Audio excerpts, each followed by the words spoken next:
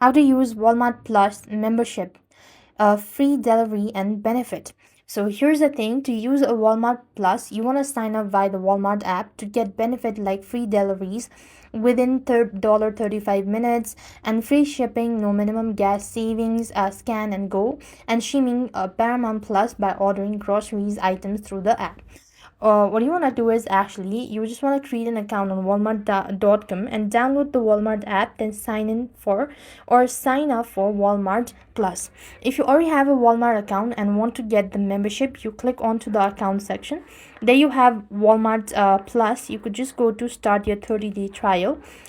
Once you are taken to the section, you click on to claim your 30-day trial, right?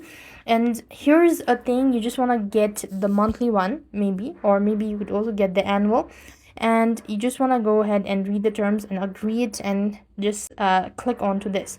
Now here you have to enter in your phone number, and next you just need to go ahead and provide in your credit card details, and that is basically how you're going to upgrade or and use Walmart Plus membership.